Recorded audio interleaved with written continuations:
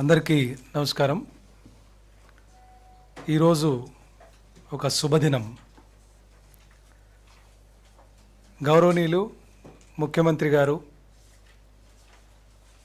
Charge తీసుకున్న తర్వాత చేసిన తొలి సంతకం డిఎస్సి నోటిఫికేషన్ మీద, అలాగే మా మంత్రివర్యులు నారా లోకేష్ గారు కూడా చేసిన తొలి సంతకం డిఎస్సి పర్మిట్ చేస్తూ వారు ఉత్తర్వులు ఇవ్వటము.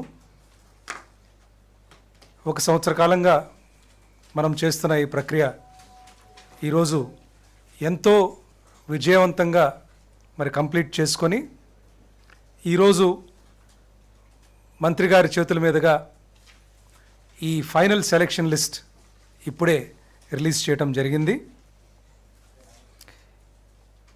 దీనిలో 16,347 పోస్టులకు కాను మనం నోటిఫికేషన్ ఇవ్వటం జరిగింది.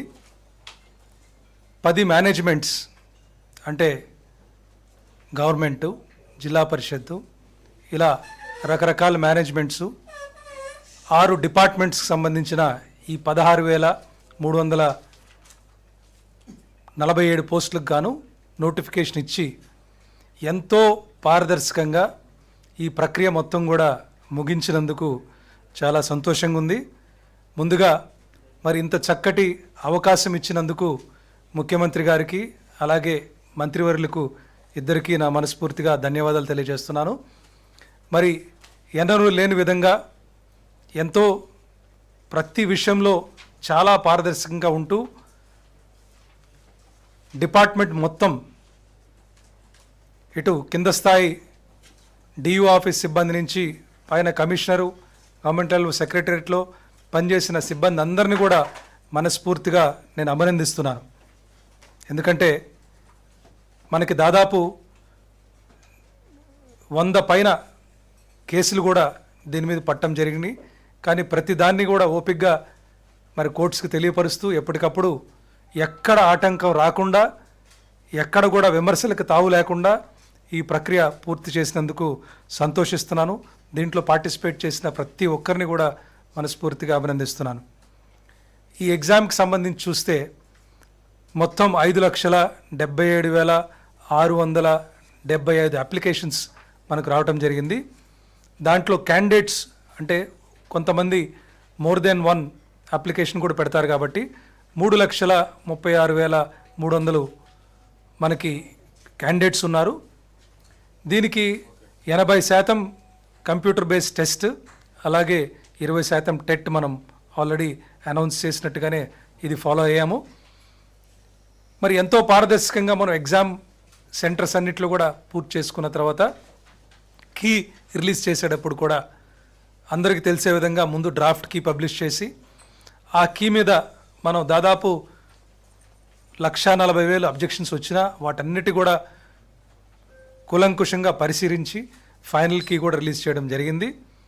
ఈరోజు నేను మీకు తెలియజేస్తుంది ఏంటంటే 16,347 పోస్టులు నోటిఫై చేస్తే ఈరోజు సెలక్షన్ లిస్ట్లో 15,941 పోస్టులకి మనం అపాయింట్మెంట్ లెటర్స్ ఇస్తున్నాము. 406 పోస్టులకి ఆ రోస్టర్కి సంబంధించిన క్యాండిడేట్స్ లేకపోవడం వల్ల ఇది క్యారీ ఫార్వర్డ్ వేకెన్సీ కింద మనం తీసుకుంటాము. ఈరోజు ఎవరైతే సెలక్షన్ లిస్ట్లో పేర్లు ఉన్నాయో ఈ అభ్యర్థులందరిని కూడా మనస్ఫూర్తిగా నేను అభినందనలు తెలియజేస్తున్నాను.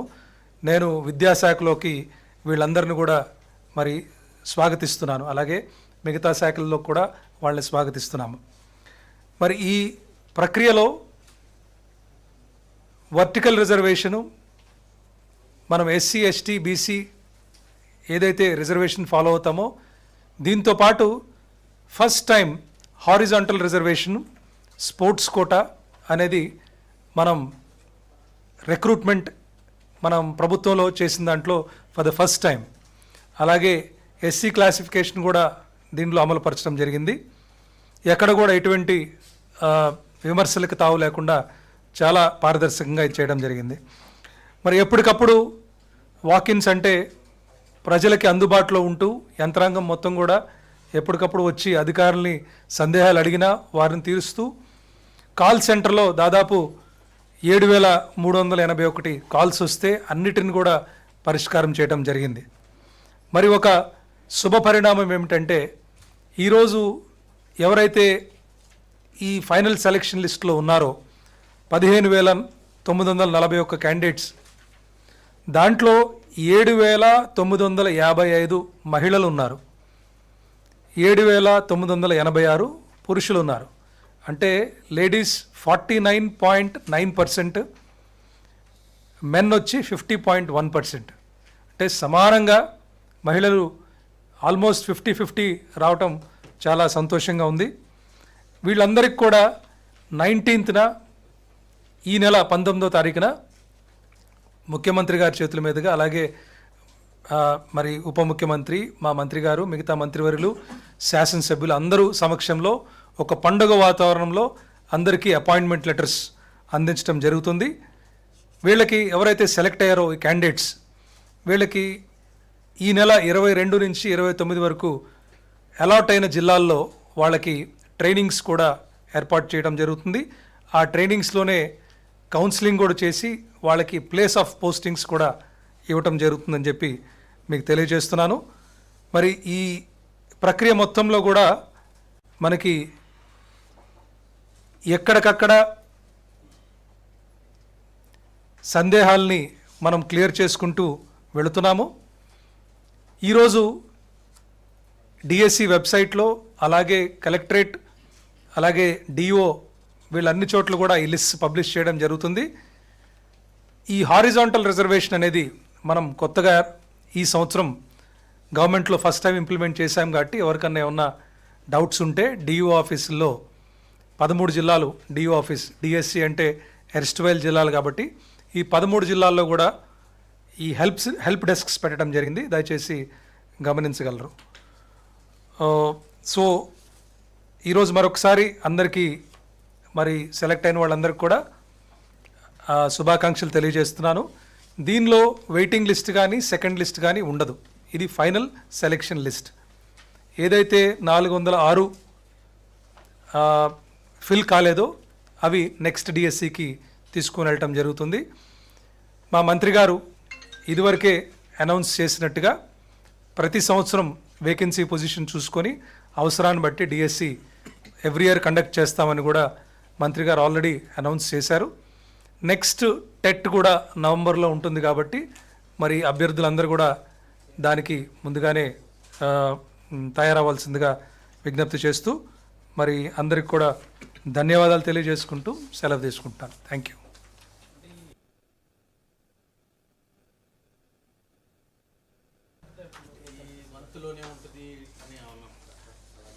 ముఖ్యమంత్రి గారి సూచన ఏంటంటే ఎవ్రీ ఇయర్ క్లాసెస్ స్టార్ట్ కాకముందా రిక్రూట్మెంట్ కూడా అయిపోవాలనేది. సో ఈ సంవత్సరం లాస్ట్ ఇయర్ అంటే మనకి ఫస్ట్ టైం కాబట్టి చాలా ఈ స్పోర్ట్స్ కోటా అని, హారిజాంటల్ రిజర్వేషన్ ఇలా రకరకాల కొంత టైం తీసుకున్నాము. ఈ సంవత్సరం నవంబర్లో చేసేస్తాం కాబట్టి నెక్స్ట్ అకాడమిక్ ఇయర్ స్టార్ట్ అయ్యే లోపు రిక్రూట్మెంట్స్ కంప్లీట్ చేయాలనేది మాకు ఆదేశాలు. We will try to complete.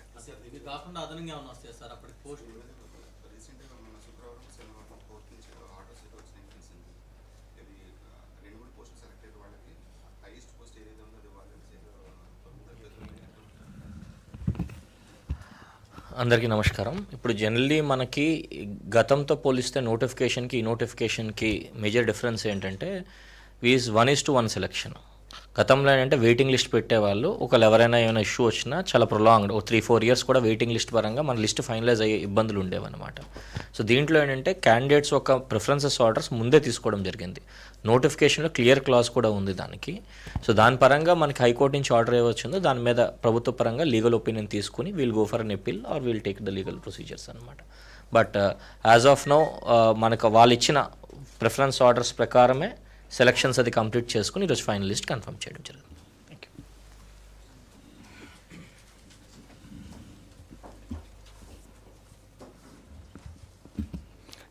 ఈసారి డిఎస్సి ఇవ్వటం కంటే ముందు గతంలో పడిన కోర్టు కేసులు అన్నీ కూడా స్టడీ చేసి ఎక్కడెక్కడ గ్యాప్స్ ఉన్నాయి, ఎక్కడెక్కడైతే మనకి డిలే అవ్వచ్చు ప్రాసెస్, ఎక్కడైతే కన్ఫ్యూజన్ ఉందో ముందు దాన్ని క్షుణ్ణంగా పరిశీలించి ఫుల్ క్లారిటీతో నోటిఫికేషన్లో ఏమేమి ఉంటాయి, ఏ అంశాలు ఎలిజిబిలిటీ ఉంటాయి, ఏది పెట్టాలి ఏది పెట్టకూడదు, ఇవన్నీ కూడా ఇవ్వటం వల్ల కోర్ట్స్కి వెళ్ళినా కూడా మనం క్లియర్గా ఇదిగో ఇది ఇలా చెప్పామని చెప్పడం వల్ల కోర్ట్స్లో కూడా ఇవేమి నిలబడకుండా ఉన్నాయి.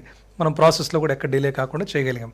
సో కమిషనర్ గారి టీం ఏదైతే ముందుగా బాగా కసరత్తు చేసి లీగల్ ఇష్యూస్ ఎక్కడెక్కడ ఉంటాయి, ఎక్కడెక్కడ మనం సవరించి ముందుగానే క్లారిటీ ఇవ్వచ్చు అని అనుకున్నాం, అవన్నీ కూడా ఇవ్వటం వల్ల ఈ ప్రాసెస్ అంతా కూడా స్మూత్గా జరిగిందని చెప్పి తెలియజేస్తున్నాను. 19th ఇక్కడేనండి, వెనక మనకు P4 గ్రౌండ్స్లో సెక్రటేరియట్ వెనకే మధ్యాహ్నం ఉంటుంది. సమయం ఇంకా కరెక్ట్గా మనకి డిసైడ్ చేస్తాము. బట్ ఇక్కడే రాష్ట్రంలో ఉన్న అందరూ కూడా ఇక్కడికే వచ్చి ఆ రోజు ఒక పండుగ వాతావరణంలో అపాయింట్మెంట్ లెటర్స్ తీసుకొని ముఖ్యమంత్రి గారితో ఇంటరాక్షన్ అయిన తర్వాత దే విల్ గో బ్యాక్. ఇది సెలక్షన్ లిస్ట్ ఫైనల్ అయిపోయింది, ఆ రోజు ఫిజికల్గా ఇస్తాం. ప్లేస్ ఆఫ్ వర్క్ వేరండి. ప్లేస్ ఆఫ్ వర్క్ ఈరోజు ఓన్లీ అపాయింట్ అయినట్టు వస్తుంది. ప్లేస్ ఆఫ్ వర్క్ నేను చెప్పాను కదా, సెప్టెంబర్ 22 నుంచి 29 వరకు ట్రైనింగ్ ఉంటుంది. ఆ ట్రైనింగ్లోనే కౌన్సిలింగ్ చేసేస్తాం. 1:1 రేషియోలో కౌన్సిలింగ్ చేసి వాళ్ళు సెలెక్ట్ చేసుకోవచ్చు. ఇప్పుడు almost selections as per management, ప్రిఫరెన్సెస్లోనే మేనేజ్మెంట్ తీసేసుకోవాలి. క్యాండిడేట్స్ అందరికీ కూడా మనకి జాబ్ పోస్ట్ పరంగా కూడా దాంతోపాటు మేనేజ్మెంట్ పరంగా కూడా ప్రిఫరెన్సెస్ ముందే తీసుకోవడం జరిగింది. ఇప్పుడు మొత్తం ప్రక్రియ కూడా మనం చూసుకుంటే ఏప్రిల్ మనము 20వ తారీఖున మనం నోటిఫికేషన్ ఇచ్చాము. Today September 15th. సో రఫ్లీ with in less than 150 days we could complete the recruitment for almost 15,941. So మిగిలిన 406 క్యాండిడేట్స్ కూడా లిస్ట్లో కూడా ఈరోజు పబ్లిష్ చేసిన దాంట్లో ఎటువంటి పారదర్శకంగా క్లియర్ కట్గా అండర్స్టాండింగ్ కోసం ప్రతి క్యాండిడేటు ఎందుకు సెలెక్ట్ అయ్యాడు, ఏ కేటగిరీ ద్వారా సెలెక్ట్ అయ్యాడు, మెరిట్ లిస్ట్లో ఎక్కడున్నాడని కూడా క్లియర్గా లిస్టులో ఇవ్వడం జరిగింది. సో దీని తర్వాత కూడా వాళ్ళకి ఏమైనా డౌట్స్ ఉన్నా కూడా డిఓ ఆఫీసెస్లో హెల్ప్ డెస్క్ పెట్టడం జరుగుతుంది. So they will clarify there also. Okay, thank you. ఉంటుందండి. ఇప్పుడు దీని తర్వాత ఇప్పుడు మనకి సుప్రీంకోర్టు సూచనల మేరకు మొన్న కేసు వచ్చింది ఈ స్పెషల్ రిక్రూట్మెంట్ దాని మీద, అది ప్లస్ ఇది రెండు కూడా ఇప్పుడు ఇది అయిపోయిన తర్వాత దాని మీద కూర్చుంటాం. ఖచ్చితంగా చేస్తాం. డెఫినెట్లీ వీళ్ళు ఇది అయిపోగానే దానికోసం చేయటం అంటే వాళ్ళు స్కేల్ ఇవ్వాలా లేదా ఏంటనేది ఒక కమిటీ ఫామ్ చేశారు సుప్రీంకోర్టు. దాని ప్రకారం అంటే లిస్ట్స్ అంతా వచ్చినాయి. ఇప్పుడు ఈ 19th అయిపోగానే దాని మీద దృష్టి పెడతాం.